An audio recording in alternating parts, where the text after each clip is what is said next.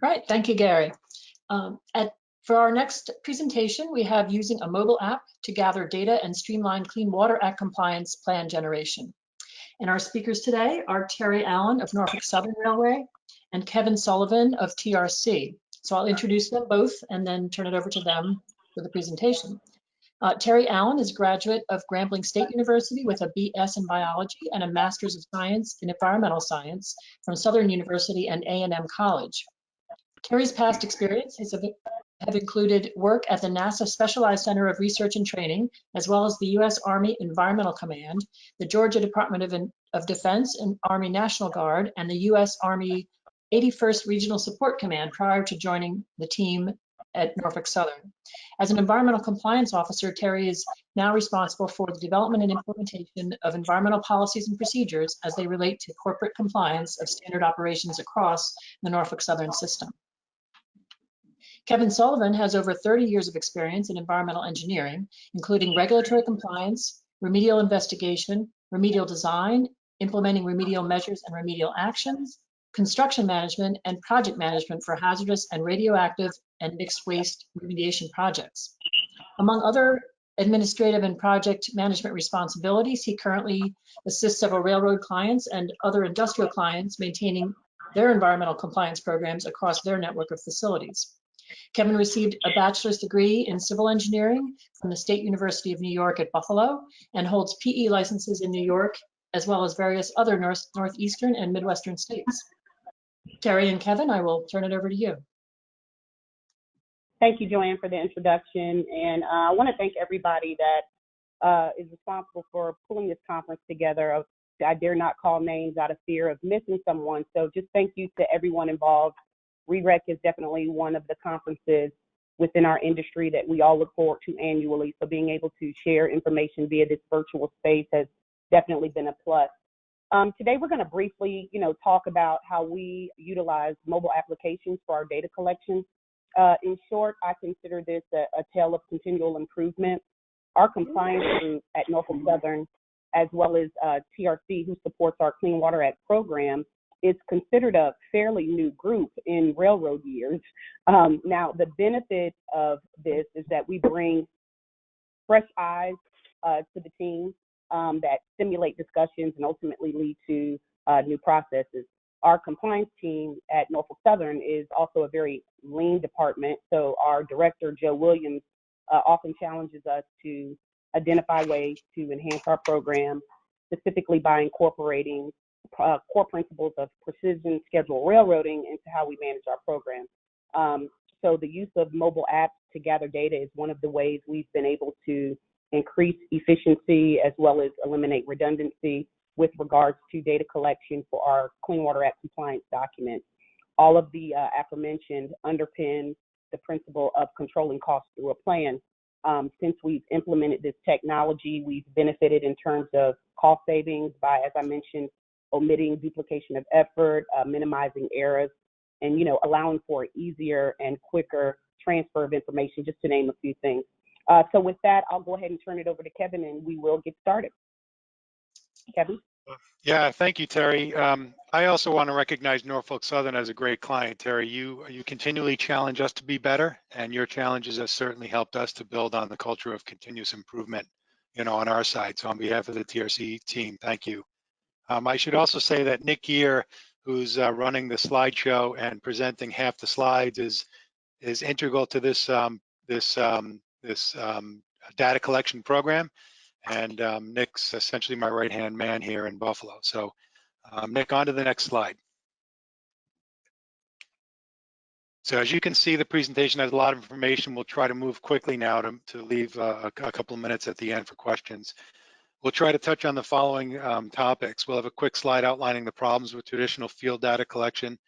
Next, we'll briefly illustrate the design of the initial data collection app, followed by our full-scale field implementation and testing of the app. We did experience some challenges and saw opportunities for improvement. There will be a brief discussion on these topics. At some point, I'll hand it off to Nick to talk about the refinements, improvements, and how we streamline the app into what's being used today. He'll also show us how the SPCC plan template was developed and automated. He'll present the slide titled "Putting It All Together," illustrating how the app is used to generate a preliminary draft SPCC plan. And the last slide will be a summary and wrap up. So let's move on to look at some of the problems. I'm sure we've all been here at some point in time. We've got handwritten notes combined with a little bit of northern mixed precipitation, and the result is cold, wet hands and illegible notes. Weather here in Buffalo today is 40 degrees, chilly with rain, so cancel all outdoor site visits today. The issues are relatively simple. Inclement weather can be a large factor, easily affecting quality and preservation of field notes. The need to carry multiple tools and devices, field books, pens, pencils, printed plans, maps, camera, flashlight, hand tools, the list goes on. There are issues related to consistency in data collection. What data needs to be collected? How thorough do we need to be? What measurements need to be taken? Do I take a photograph or not? As a certifying engineer, I love to see lots of photos of the tanks. Even in good weather, handwritten notes can be illegible, incomplete, or otherwise misunderstood. And other issues such as limited ability to share data with the team and the stakeholders, and long-term data storage and database management. There are sustainability considerations. As environmental professionals, we're always concerned with sustainability. How do our actions affect the planet and future generations? If nothing else can be done, we can at least cut down on the use of paper. And last but not least is safety. We have inspectors venturing into potentially unfamiliar territory, possibly in bad conditions, bad weather conditions, with their hands full.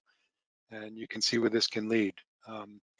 The phrase, "I'm coming home," embodies the safety focus of NS. You'll see it on posters, hard hats, safety vests, and other places throughout the facilities. We all want to get home safely at the end of every day, and so we continue striving to mitigate the potential for accidents. So what do we do about it? On to the next slide. So we recognize the importance of getting something up and running quickly, since we were kicking off a significant number of compliance visits early in the NS compliance program. And so the data collection app was developed in 2017, built on a product platform called Fulcrum. This screenshot illustrates the design desktop. The mobile app, which Nick will show later, shows a little bit differently, a little bit more simpler. The initial app focused mainly on the federal level regulations, which would be equally applicable to most of the facilities, specifically the SPCC and FRP rules.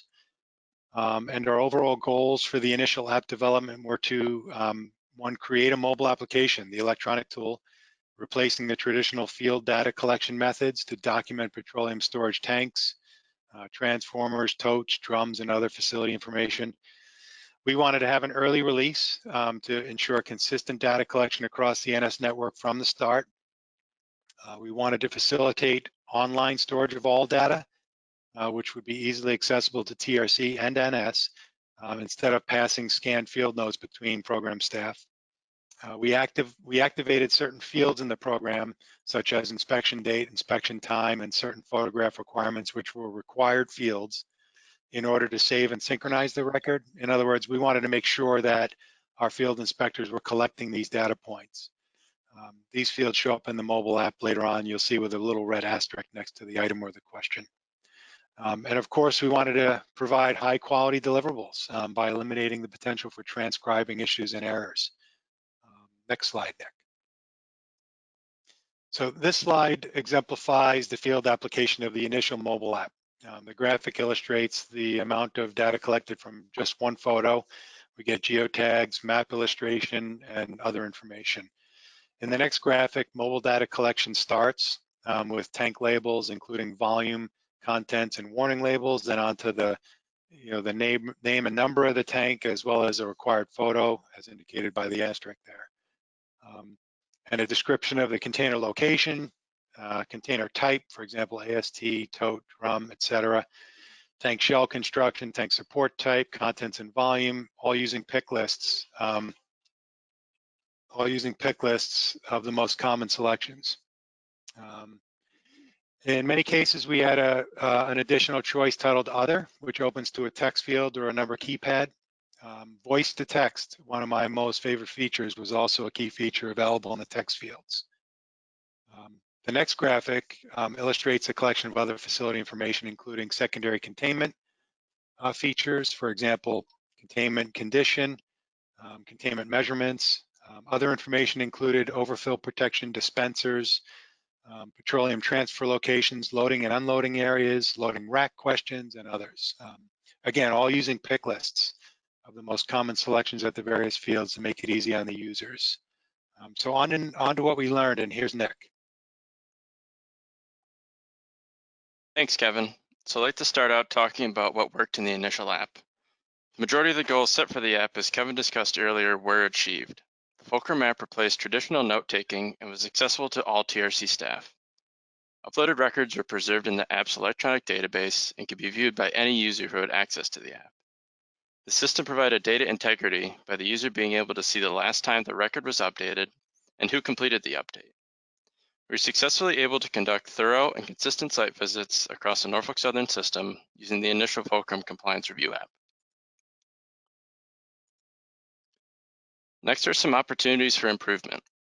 The app was designed as a tool to help inspectors collect data during site visits, but it left room for interpretation on how much information was necessary to collect in order to be able to write a complete report. The fields with the red asterisk shown on the photo were the only ones that needed to be filled out in order to save the tank record, potentially leaving room for important tank information to not be collected. Within the app, we also found fields that were redundant. For example, we found that some information related to ASTs were incorporated in the drums and totes section of the app.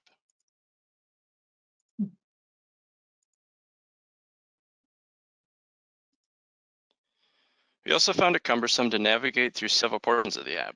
For example, in the container storage section, the user would need to go through several screens before getting to the point where they could log relevant AST information. Then need to back out of those screens in order to move on to the next record, making the app not user-friendly. The app also did not provide a space for the inspector to determine applicability to NPDES regulations or collect information that would be integral to preparing a SWP. Knowing that this app was a powerful tool, we decided to refine and streamline it to make it a more comprehensive tool. With the redesign, we really wanted to focus on having an app that was easy to use and able to guide an inspector of any experience level through a comprehensive site visit. The way we did this was by using a flowchart style mentality that you will see in the video.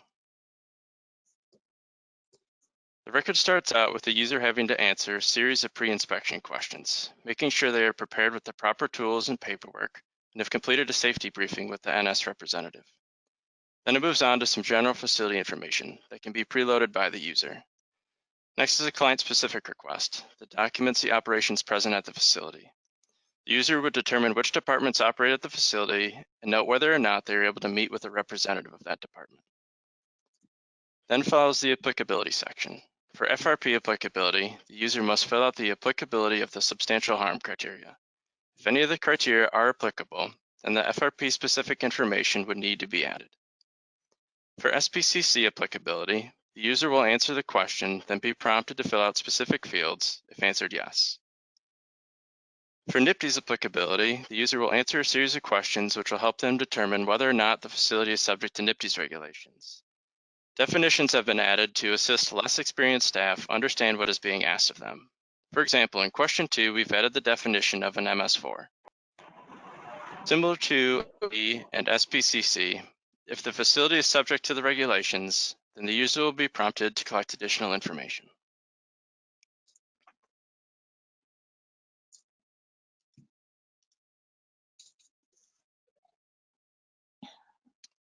We refined the storage container sections to make them more user-friendly and set them up so the information collected can be incorporated into a template report.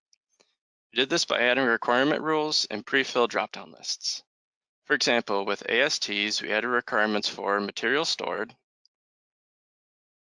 container capacity, operation status, container location, container type, AST horizontal or vertical, container supports, overfill protection, predicted stormwater or spill receptor, and predicted drainage flow direction. We did this by adding requirement rules and pre-filled drop-down lists.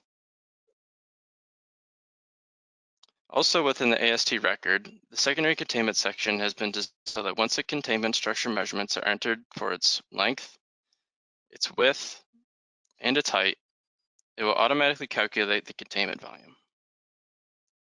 To recap the site visit, we added a series of post-inspection questions. These questions help ensure that a comprehensive site visit was completed, to document any areas that were inaccessible during the visit, and document any safety incidents that have happened while on site. With all the information collected during the site visit safely stored on Fulcrum, the next task was to figure out which type of plan would be easiest to start adding site visit data to. We decided that the tables within the TRC SPCC plan was the best place to start. Our first task was to try and figure out how to take the data collected for the petroleum storage containers and import it into the appropriate tables. I'll walk through an example of how we did this for the above ground storage tank table. Through working with the TRC digital team, we are directed to go into Fulcrum and determine which data fields house the information that we are looking to go into the report.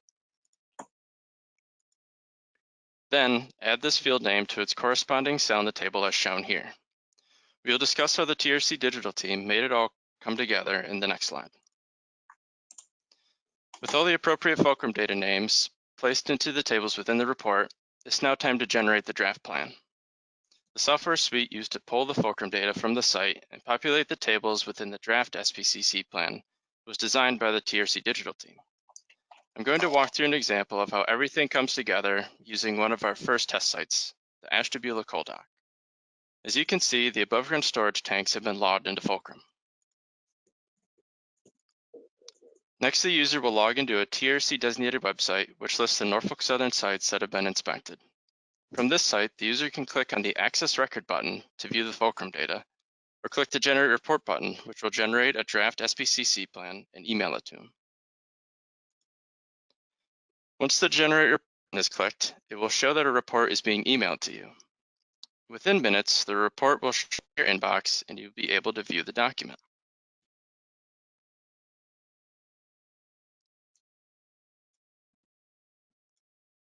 I've gone ahead and taken screenshots of the cover page and each table that is populated using the Fulcrum data from the generated Ashtabula coal dock draft SPCC plan.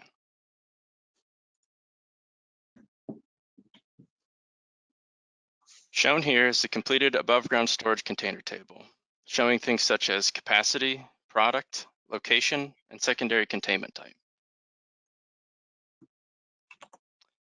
Next is the potential for failure table, which includes items such as the predicted drainage flow direction and completed secondary containment calculations. Following this is the response equipment table, which lists each type of spill response equipment at the site, along with its location, capacity, and quantity. Then there is a container inspection and testing table, where we've added an if-then statement to add details such as integrity testing requirements. As you can see, this process helps streamline SPCC plan development. Tables that would otherwise need to be filled out manually have now been populated. However, the author will still need to edit the body of the plan and verify the information that has been added via the site's Fulcrum record before sending it on through the review process. All right, so let's wrap this all up. Thanks, Nick.